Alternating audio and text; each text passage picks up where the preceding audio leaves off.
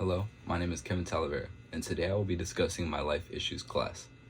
Over the course of this semester, I have learned a lot of valuable information about this class. I have really grown into a better person/man today. This class has really helped me gain life skills and life lessons. I will be covering 3 modules. The first module is making moral decisions. To understand this topic, we must first understand right reason and action.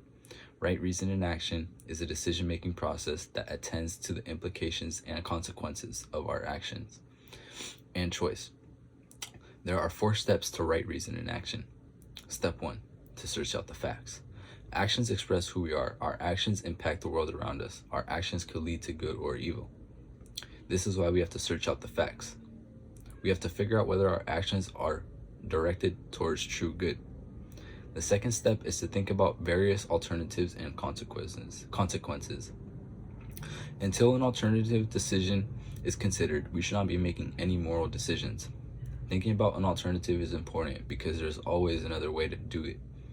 We should also never act without considering our consequences of our actions.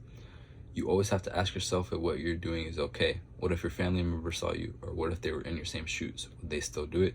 The question you have to ask yourselves is, does it go against your morals? The next step is to think about others. You should always be considerate of others. We should always think to ourselves, will this decision affect the others around me? The final step is to pray. Christian moral livings are sustained by prayer. This is what the Catholic Church teaches us. Prayer is a way that us humans can connect one-on-one with God. I learned that with every decision I make, there's consequences, and to be more aware in the future. I have to know what is right or wrong so I can make better decisions and so I can be a good man in the future. The next module I'll be covering is the module of laws. There are 5 laws that I will be covering. The first law is eternal law. Eternal law is God's rational purpose and plan for all things. And because eternal law is a part of God's mind, and it always has been, it means it will always exist. Eternal law is not simply something that God decided to write. The next law is natural law. Natural law is a theory in ethics and philosophy that says human beings possess instincts and values and morals that govern the reasoning and behavior. Natural law maintains that these rules of right and wrong are inherited by people and not created by society. The next law is personal law. Personal ethics is a category of philosophy which determines what an individual believes about morality and right and wrong. It is completely outside the domain and community of government and organizations. Personal ethics can affect all areas of one's life, including family, friends, and relationships. The next law is civil law. Civil law is a body of rules that defines and protects the private rights of citizens. The last and final law is the law of the church law. This law is governed by the affairs of the Christian church. It is a law created and recognized by papal authority in the Roman Catholic Church.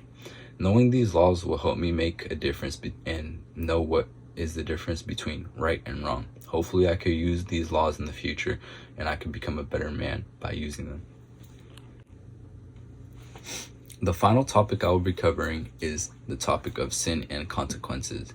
To understand this topic, you must understand that there is more than one sin that you can make. There is mortal sin and there is venial sin, and there is also personal sin. There are also more than these sins, but I'll just be covering these. Mortal sin is the greatest sin you could commit. This is a gravely sinful act that may not be forgiven. You must repent immediately. Venial sin is a sin that will still weaken, but it will not destroy your relationship with God. Unlike mortal sin, where you are destroying your relationship. Personal sin is the last sin. Personal sin is opposed to original sin. It is the willful disobedience of God's will. This disobedience may be an action, thought, a desire, or an intention. A sin must be a conscious and deliberate violation of the moral law. I can use this information in the future by knowing that sinning is bad and that I wouldn't want to ruin my relationship with God. People shouldn't sin if they really want to have a good connection with God, even though God will forgive you no matter what. I have learned many things over the course over this course, and I hope that I can use all of these things in the future to help me become a better version of myself. Thank you.